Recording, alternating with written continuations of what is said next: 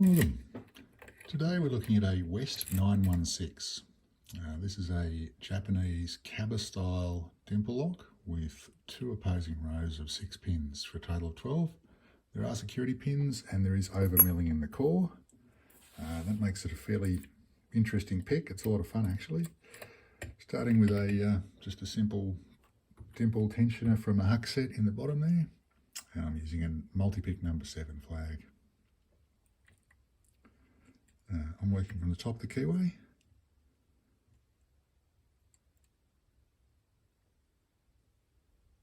Which enables me to just wiggle my flag for both rows. But initially I'm working on this right hand row. Got a nice click out of 3, a little click out of 4, click out of 5. Stuck here at the back. Click out of 6 on the left. It was binding, so I just had to push it.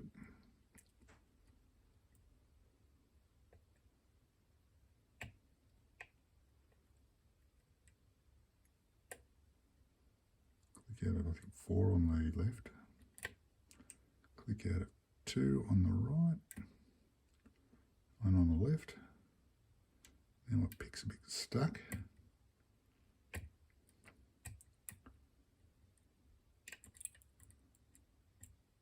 One on the right.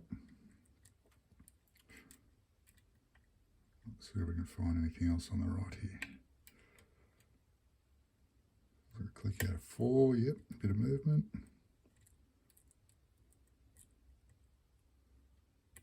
All right, let's move to the left hand side and I'm going to stay in the same position, which means now I'm picking counter to the way that I'm tensioning, which is going to help me get past a few security pins. But it doesn't, there we go, nice click on 5. Bound around here, 4. I think that's the left hand side.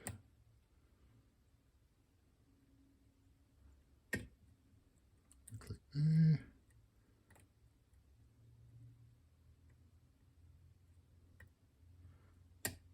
And there we go. 3 on the left was the last one. Let's zoom out a little bit. Start to pan you down.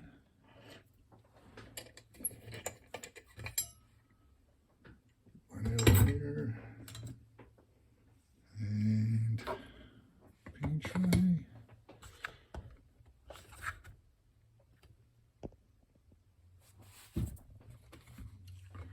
Alrighty, so there is our pick lock.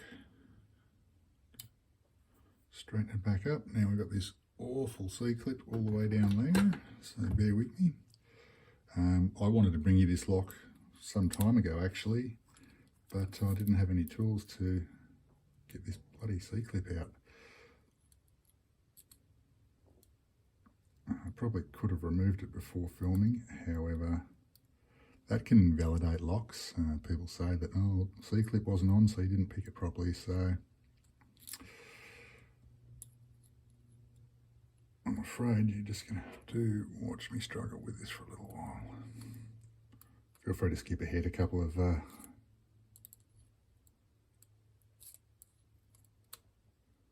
skips. There we go. C-clip's out. Now we'll go for the key.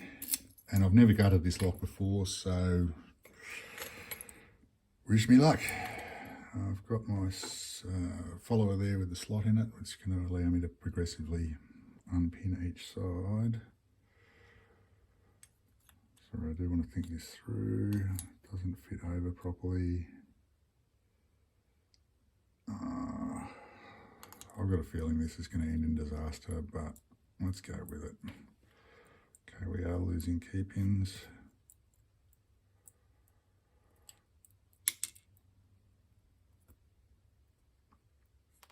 And it stopped there. Damn it. Alright, full gut disaster. Oh well. Yeah, the follower just wasn't fitting down there. Okay. Oh.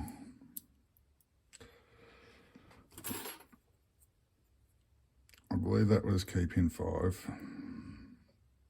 I'm going to put it back in. No, I won't. This one I think is keeping, oh, it's one of the top ones.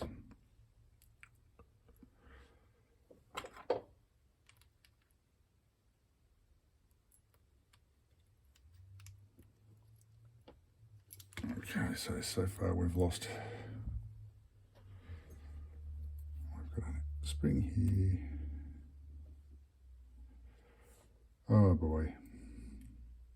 Well, at least you get to see inside one. Looks like we're missing a key pin somewhere.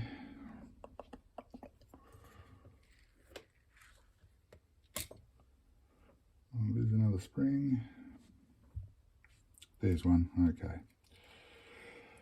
So let's say 1, 5 and 6. I will have to check the order of these. Oh God.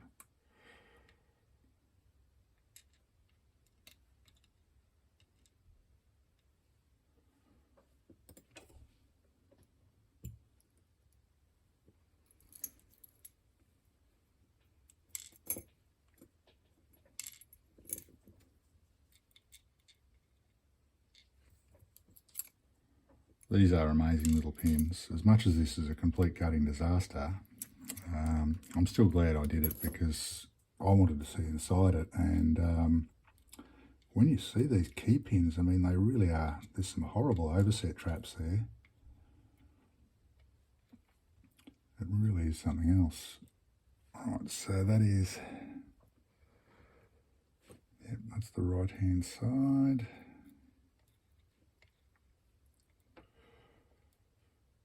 And I'm going to have to figure out a logical way that these drivers are going to match with them. Obviously, we're going to have sort of medium-sized drivers with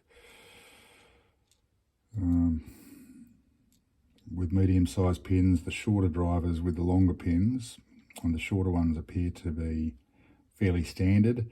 This is a very, very sort of spoolie mushroom on the medium.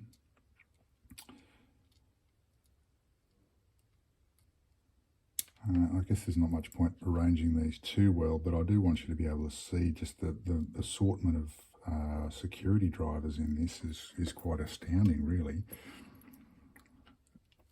Let's get the rest of the key pins out of here.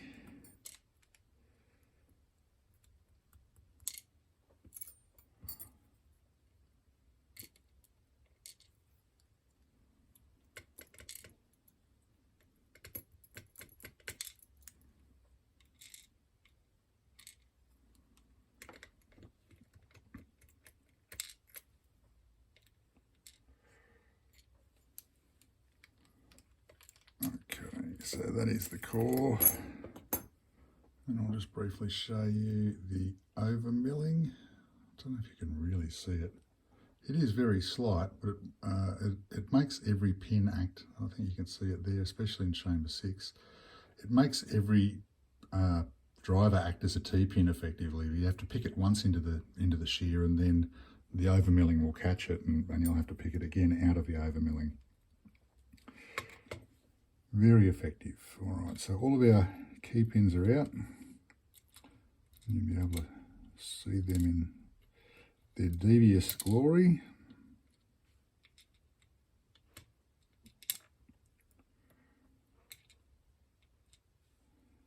And I'll just arrange drivers, however, as you've seen, these all came out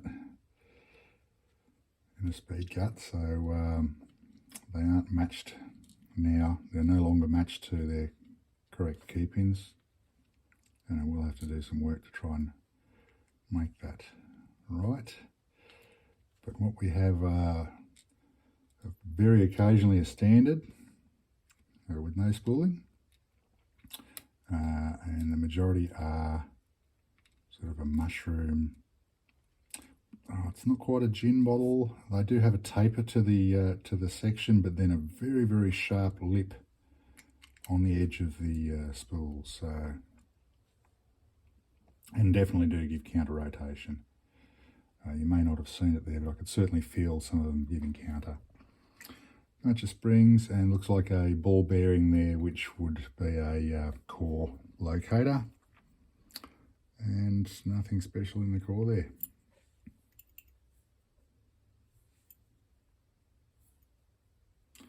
Presumably that's, oh there you go, yes, just the cap covers there, which I wish I could have used for gutting, but anyway. Let's give you a close-up on the pins, because that is the interesting part of this lock, frankly.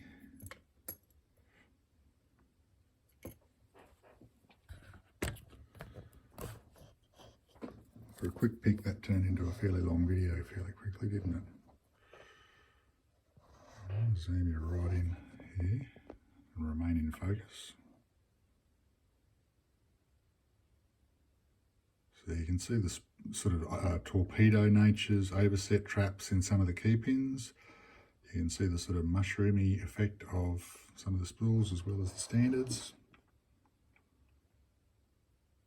Similar there. There's the key bitting. And we'll try and get you another look at this overmilling. I think you can perceive it fairly well there. So anyway, that was the West 916. If you can get hold of one of these locks from Japan, I do recommend it. They're a bag of fun to pick, heaps of fun. So not much fun to gut, but oh well, it is what it is. Thanks for watching.